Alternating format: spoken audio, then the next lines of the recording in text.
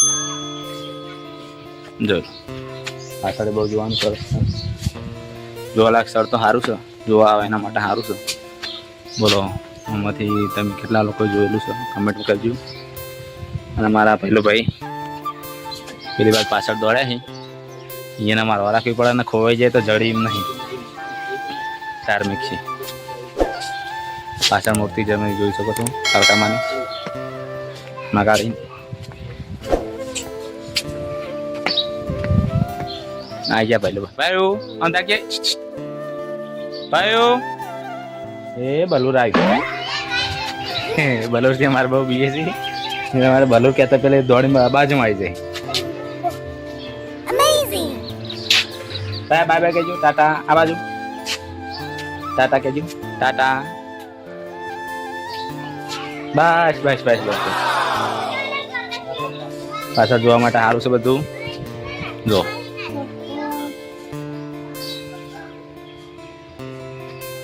જે બાજુ એ બાજુ બધું જોવા લાયક સારું છે. તમને ખબર ના હોય તો કહી દઉં કે આ રહ્યું છે ચુડેલ માતાના મંદિરની બાજુમાં શિવ મંદિર. જોવા માટે ફોટો પાડવા માટે લોકેશન સારું છે. તમે પણ કોઈ જગ્યાએ જવાનું વિચારતા હોય તો આ બાજુ આવજો. અને પાટણથી 5 કે 6 કિલોમીટર દૂર છે, બહુ વધારે ઘણું છે એટલું નહીં. બાજુમાં ચુડેલ માતાનું મંદિર છે, એ આગળના બ્લોકમાં તમને બતાવી દીધું.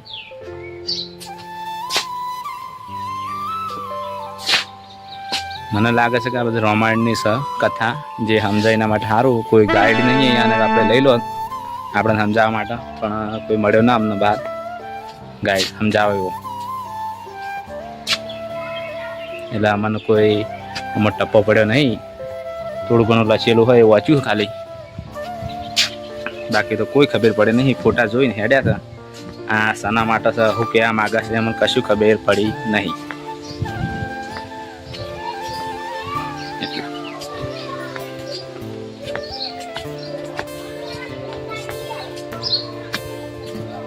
આ બાજુ પણ આશ્રમ આથી જેવું શકો.